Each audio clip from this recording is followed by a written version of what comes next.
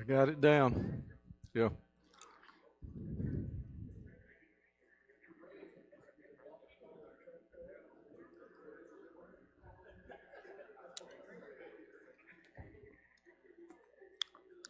Yep, spring forward.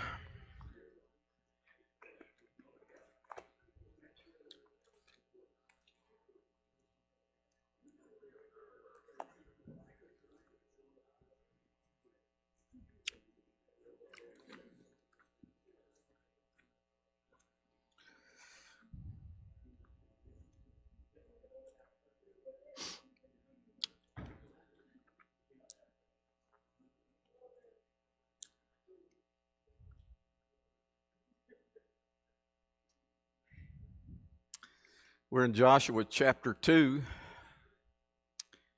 the book of Joshua chapter 2.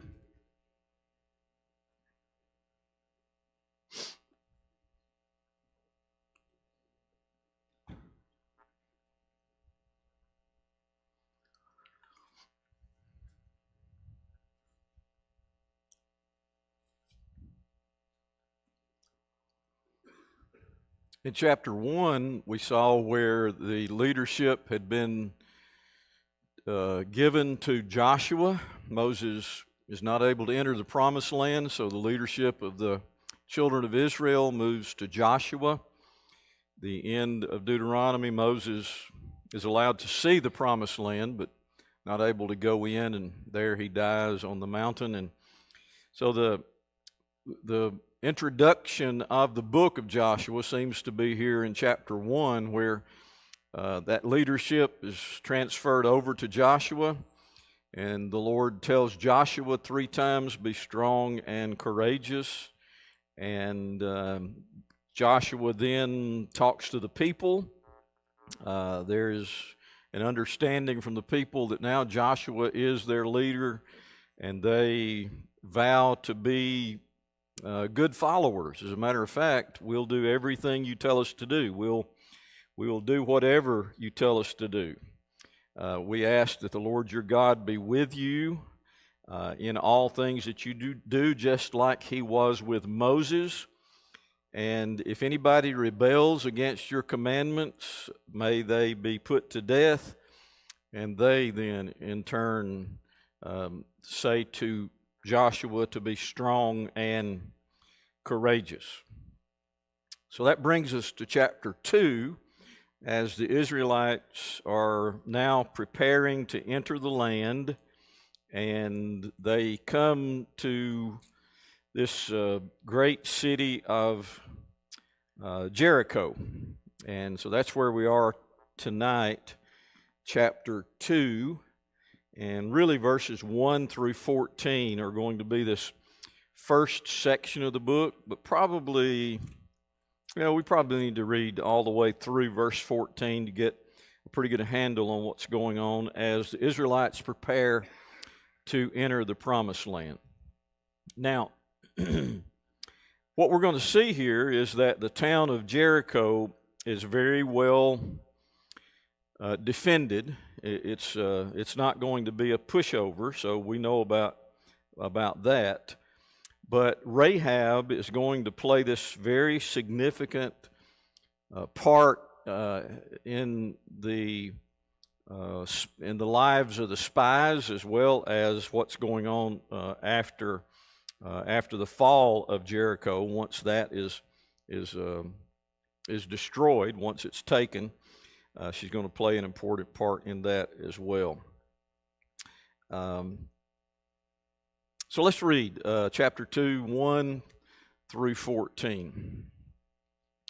And Joshua the son of Nun sent 2 men secretly from the Shittim as spies, saying, go view the land, especially Jericho. And they went and came into the house of a prostitute whose name was Rahab, and lodged there. And it was told to the king of Jericho, behold, men of Israel have come here tonight to search out the land.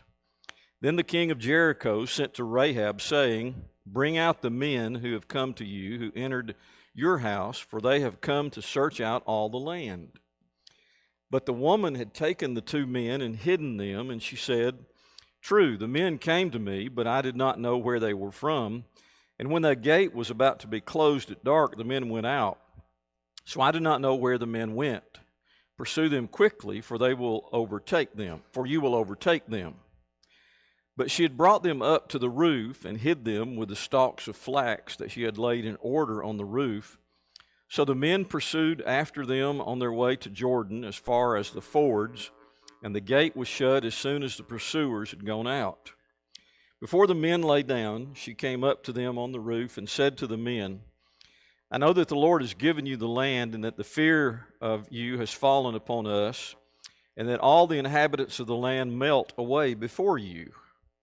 For we have heard of how the Lord dried up the waters of the Red Sea before you when you came out of Egypt, and what you did to the two kings of the Amorites, who were beyond the Jordan, to Sihon and to Og, whom you devoted as destruction. And as soon as we heard it, our hearts melted, and there was no spirit left in any man because of you. For the Lord your God, He is God in the heavens above and on the earth beneath. Now then, please swear to me by the Lord that as I have dealt kindly with you, you also will deal kindly with my father's house, and give me a sure sign that you'll save alive my father and my mother, my brothers and sisters, and all who belong to them, and deliver our lives from death. And the men said to her, Our life for yours, even to death. If you do not tell this business of ours, then when the Lord gives us the land, we will deal kindly and faithfully with you. So there's your kind of introduction to the spying out of the land, as well as the involvement of Rahab. We often call her Rahab the harlot. The English Standard refers to her straight out as a prostitute. Some have deduced that what we're dealing with here is much like the old Western saloon, where you could get you drinks and your steak on the first floor, and if you wanted more, you went up to the second floor. That kind of situation where for the men to go in there would not have been unusual. For strangers to go into that place would not have been unusual, for it's probably a place that you would go to get refreshments or get a meal or whatever, not necessarily to visit a prostitute. So that may be what was going on here. And I think one of the things that may be true, and this is just from my perspective, is that since they went into this place, they probably wouldn't really stand out, because that's a place that strangers might go to. If you watch an old Western, the first thing they do is pull their horse up at the saloon, right? They'd wrap their reins around the place where you tie the horse up, and that's the first place they go. Well, it's very, just from my perspective, they probably would not have been as conspicuous going in there as they would have in some other place. Back to the text, though. Note that in those first few verses, you have this detailed instruction about how they're going to go in. Joshua sent two men, these two spies, and he tells them to go spy out the land, and specifically he tells them to go spy out Jericho, because that's going to be the first city that they're going to encounter once they cross the Jordan River. So he tells them to go search out the land, spy it out, look at the land, but specifically I want you to look at Jericho. So this is where we find that the two men find trouble, and that is when they get into Jericho and they're in this house of Rahab. The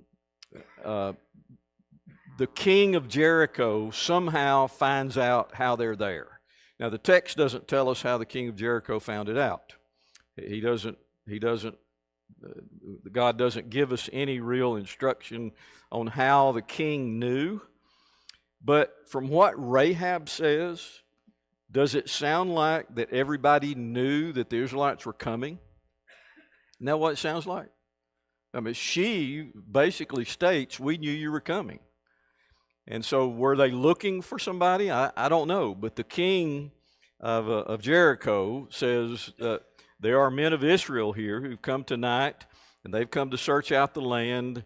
And so he inquires through this messenger to Rahab and tells her to bring out those men. So she says, they are not here, they were here.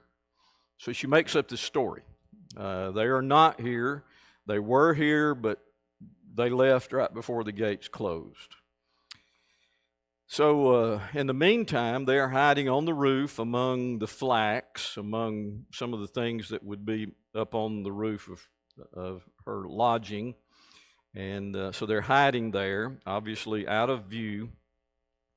And she goes to them and tells them that she has saved their life.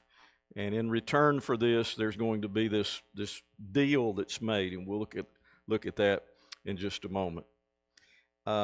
When you look at this setting, one of the things that you see is that the king of Jericho, when he learns that the men of Israel are there to investigate the land, he immediately knows that the men are there in Rahab's house. There's some reason he knows they're there, and so you have this response by Rahab that is protecting of the men. We can get down on her or come down on her very hard because she lied, but the thing about it is she did a deed that saved the lives of these two Israelite spies. And so she tells them, you need to, she tells the men who come with that message from the king, you need to hurry, you need to go hurry to find those men because they've been away, they're on their way out, and so if you're going to find them, you better hurry. So she got rid of those that were hunting these men, and so she got rid of them pretty quickly. So they turned their attention from her house to outside the gate. They were outside the city on their way to find those men. So then she goes to the men to talk to them. So before we get to her talking with these two spies, these Israelite spies, any comments or observations about this first part of the story? It's amazing the detail that she knew. I know it's a north-south caravan route, but the word has preceded them. Mm-hmm. And she knew pretty much exactly what happened to them on this journey from Egypt. Yeah, It's amazing without social media how she found out. Yeah, the fame of their God had spread before them, and that's the next thing that's going to happen when she goes to talk to these spies. She's going to relate to them what she already knows, which John brings up. Anything else about the first part of this story?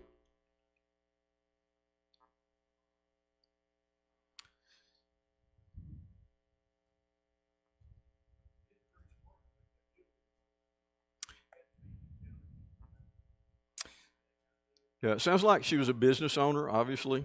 I think we look very hard at the fact that we call her Rahab the harlot, whether she was or she was just running the business, we don't know. But and this may be jumping ahead, but it shows you she really believed what she told them about the Lord, because if not, she would have turned them over to the king's people. right. So she believed, what she had heard. She even told them that the Lord is the only God. That's been proven. Mm-hmm. Yeah, Ryan's observation is that Rahab really believed what she had heard because of the way she puts it and the way she talks to these men. There's no doubt that her faith was at a really high level. And that's a really great point of application when you look at this is really the next part of the story where she's going to reveal about what she knows about the God that they serve and what she knows about that. She believes that. She has a great faith. And that great faith moved her to do what she did to protect these Israelites. because she knows about the God. Sure. Yeah, great point.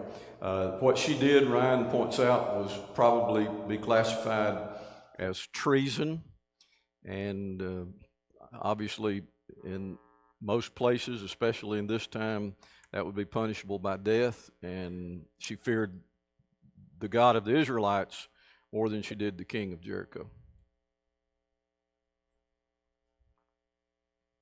All right, let's look at the next part of the story then. What happens next is really begins in verse 5. When the gate was about to be closed at dark, the men went out. I do not know where the men went. Pursue them quickly, for you'll overtake them. But she had brought them up to the roof and hid them in the stalks of flax, and she had laid them in order on the roof. So the men pursued after them on their way to the Jordan as far as the fords, and the gate was shut as soon as the pursuers had gone out. So the gate is closed. Nobody's coming and going. Those pursuers have gone after those men. So verse 8 begins the next part of this story. When the men lay down, she came to them on the roof, and she said to them, this is verse 9, I know. So that begins with her telling what she knows, with her telling the specifics and the very important and detailed works of the things that happened on the journey of the Israelites. So note some things that she says about that. I know that the Lord has given you the land. By the way, she's dwelling in that land. So she knows that. She knows that this land in which she dwells, and the city of Jericho in which she lives, that's been given to them. The Lord has given this land. I know that the Lord has given you the land. And she says, I also know that the fear of you has fallen upon us. I think the inhabitants of Jericho, but since she says the land, it could be that she knows that it's also fallen upon the inhabitants of the land, not just the city of Jericho.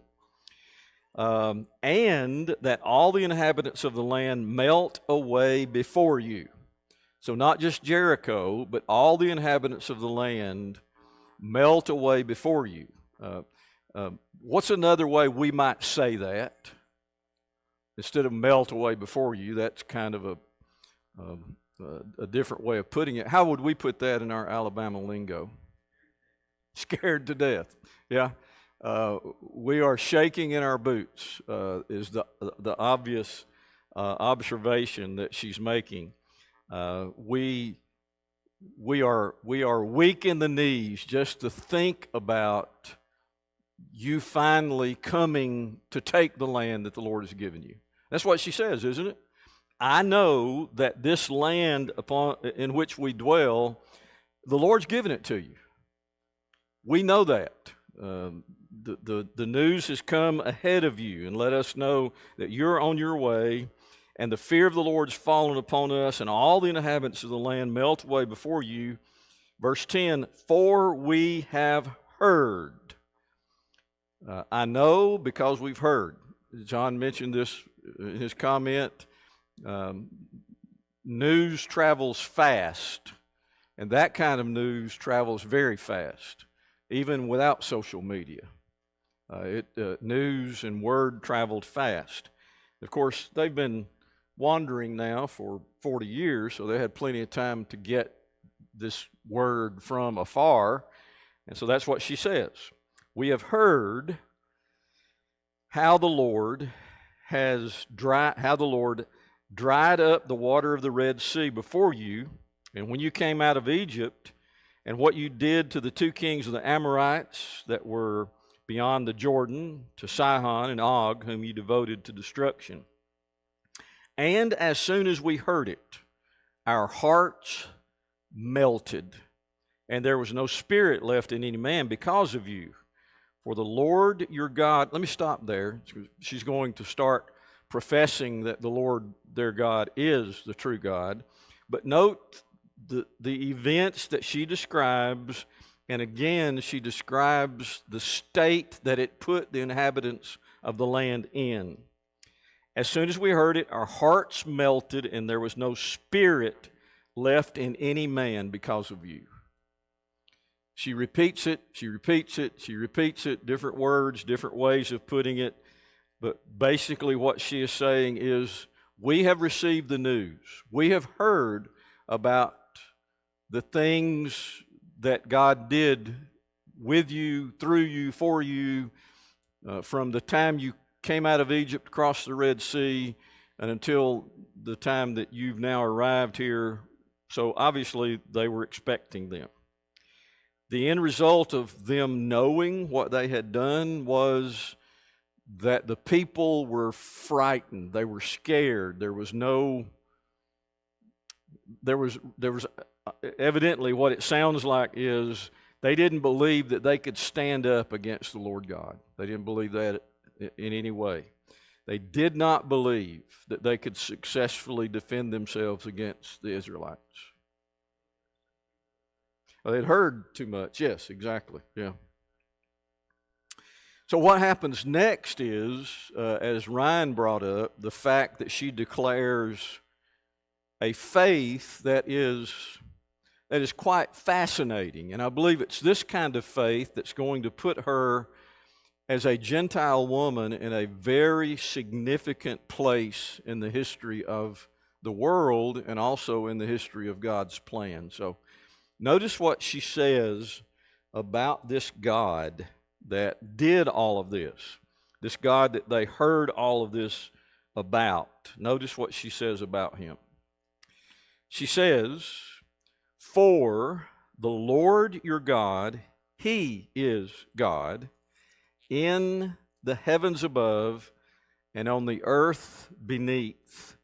Now then, please swear to me by the Lord that as I have dealt kindly with you, you also will deal kindly with my father's house and give me a sure sign."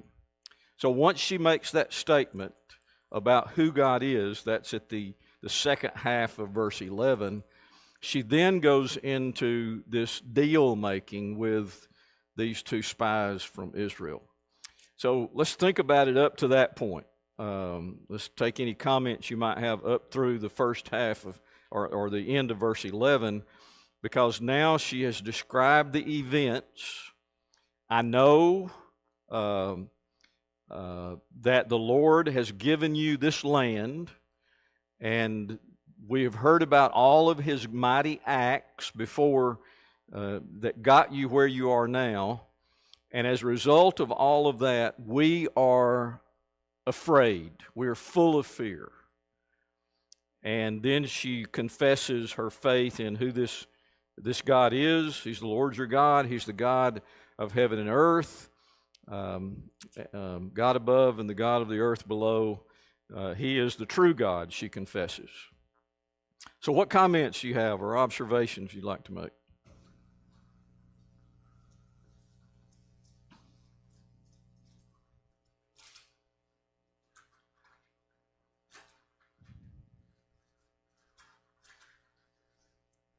It does make the Israelites even believe in God stronger and have more faith when they look and see that people in these far countries know they're coming and they've already lost. You know, that God is going to take over.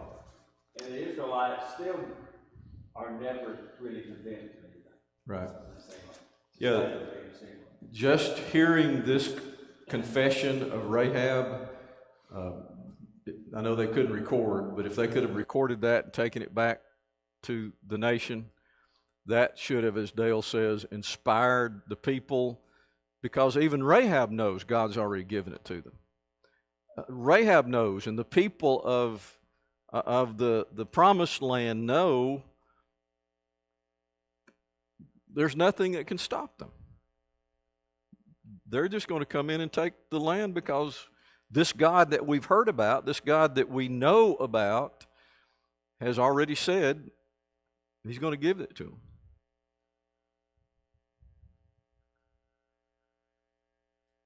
So then she starts to make this deal. And that begins in verse 12. So Look at verses 12, I guess, through 14 probably now.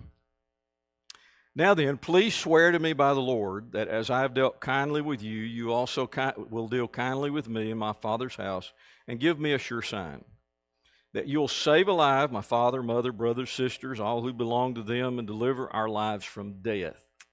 So what she asks for is, in return for her saving their lives, you save my family's lives.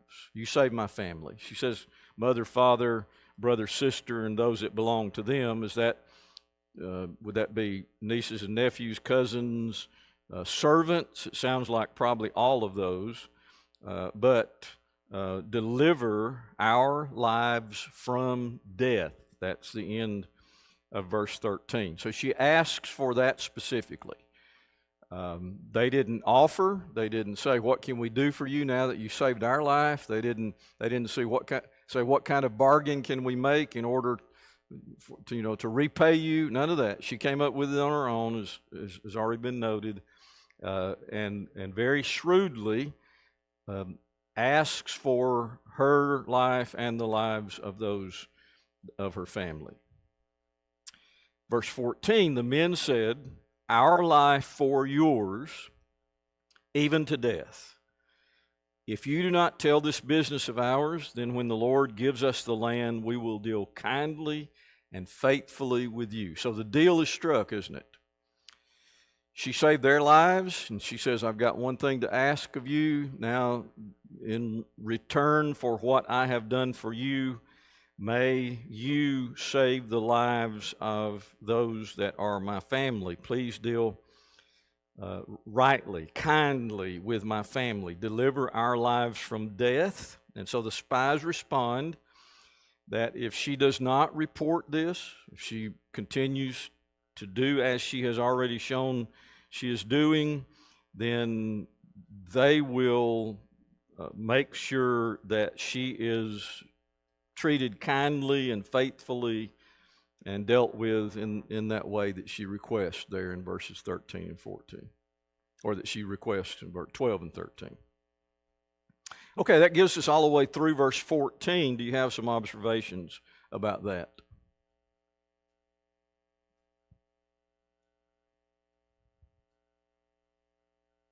Rahab, who's in the genealogy in Matthew, is the same Rahab. Yes. So she gets a prominent place in the gospel. Yeah. Gentile, harlot, prostitute, maybe, whatever. Yeah.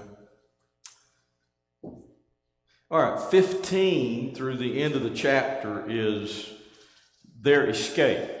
This is quite a fascinating.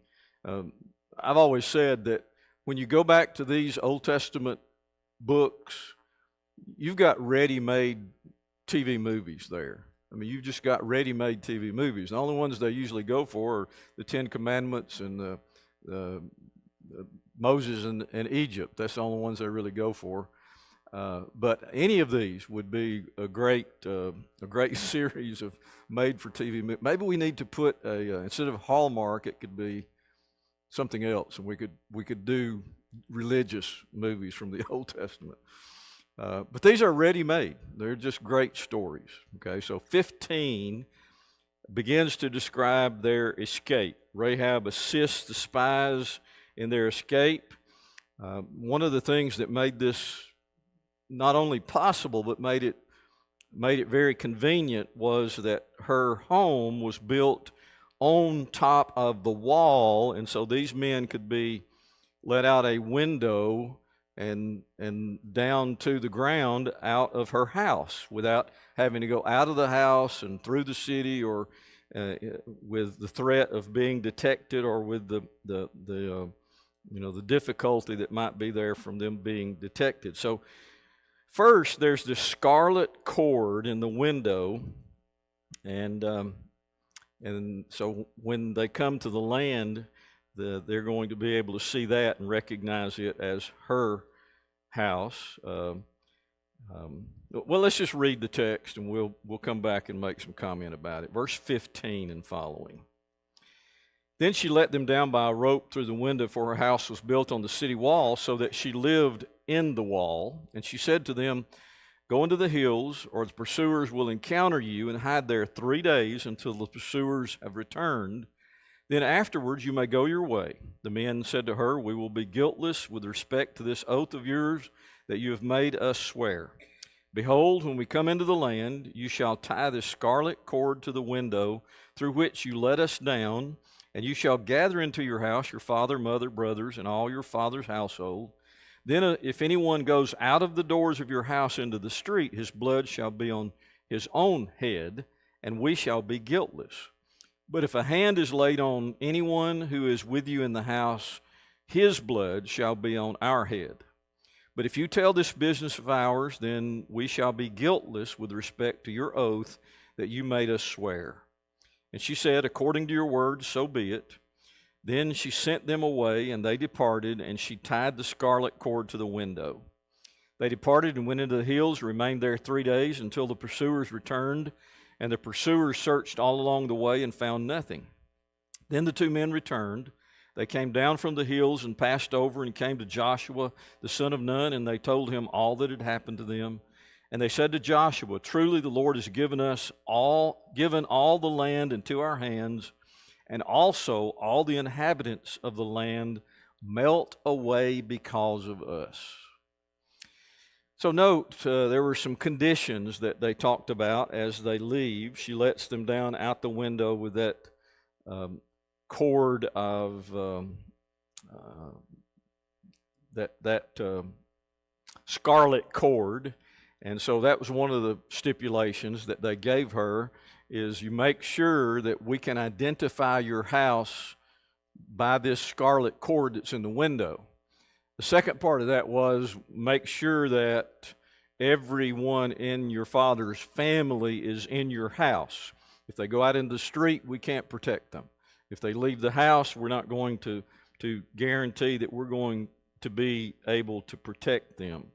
And then the third part of this was make sure you do not tell. They reminded her about that. Make sure you do not tell anyone, because if you do tell anyone, then this agreement we've made, this deal, is off. So they give that to her, and as they're leaving, the instructions that she gives them, very wise indeed, are you go out, you find you a safe place, and you wait there for 3 days. Don't be traveling around through the woods. Don't be traveling. Somebody will see you. Go out there and wait 3 days. They'll stop hunting for you after 3 days. You go out there and wait 3 days, then you can return. So they do. They go wait 3 days. They finally return to Joshua, and they report everything that has happened. They report obviously about what they saw in the land. They report what happened there in Jericho with Rahab. And this last sentence is one of the things that would be a report about what they hear from Rahab, which is the inhabitants of the land melt away because of us. Now, I think that statement is not a statement where they are actually leaving out the Lord. I think that statement is probably inclusive, which is seeing what the Lord has done with us, for us, because of us, and even through us at times. The people are melting away because of what they hear about us. I think that's inclusive. All right, some observations now about those verses 15 through 24. This is the escape and the instruction that they give Rahab about when they finally attack the city. What are some specifics they give her? Any comments? She specifically mentions about them defeating Og and the Amorites. Mm-hmm. If you go to Deuteronomy 3, it talks about Og, the king, that he was the remnant of the Rephaim, which means the terrible ones of the giants. Mm-hmm. And it says his bed was 13 feet long. So why did Jericho have the walls it had? Well, it was because of those Amorites across the river. Mm-hmm. And the people that they were most afraid of, these Israelites had just swept aside. Yeah, the most powerful people to the city of Jericho were the ones that the Israelites had defeated. Great point, yeah. So if they defeat your most feared enemy, you're going to double fear them. Yeah. Yeah, I need a 40-foot wall if I've got 13-foot tall giants. Definitely, yeah. Because I've seen a pole vaulter do about what? They do about 15 feet. So, yeah. Yeah. Well, it'd take them a long time to build a ramp up a 40-foot wall, but yeah. A great comment. Anything else? The engineering of all this just amazes me. I mean, no equipment, everything done by hand, and they have built a double wall that says something between 12 and 15 feet apart between the two walls, and that's where they build their houses, because they lay logs on top of it, you know. So it's just amazing, and everything that took place in those days. You know, these people were smart. They were very smart. Yeah, the feats of engineering that go back, 4,000 years before Jesus and to this time, it's yeah. All right, we've already talked a little bit about some lessons we can learn. Let me just kind of close it out. I think our time's about up, but let me close it out with a couple of lessons. And one of those is that when you look at Rahab, you see a very simple faith, but it was a faith that was grounded upon the facts about who God is, and she related what she knew about Him because she said, I know, and here are the facts that back that up. And as a result of that, she states then, after she backs up what she knows with a statement that this is the true God, this is the God of heaven and the God of earth. And so her faith was a very basic faith. There was a lot of room for growth. There was a lot of room for her doing better and behaving better, but obviously the God of heaven and earth had enough thought about her to actually put her in a very special place in history. As you see, her faith saved her, didn't it? Her faith that she exhibited toward these spies allowed her to be saved when the city was attacked. Great, yeah, great point. Yeah, the past didn't matter. Yeah. So there are a couple of things. There are a couple of other things I mentioned. Obviously, one of the things Ryan brought up was the fact that because of what's about to happen here, she's no longer going to be a citizen of Jericho. She's going to have to find a new citizenship. So there you go about the faith leading her to this new citizenship. She protected the spies at her own personal risk, which I think we've already brought up as well, but she doesn't tell anybody. As a matter of fact, she goes the opposite direction. She sends them on a wild goose chase to be able to allow them time to escape. All right, anything else? We'll go to chapter 3 next week. If you want to go ahead and read and get a little bit ahead on that one, chapter 3 of Joshua next week. Appreciate your comments.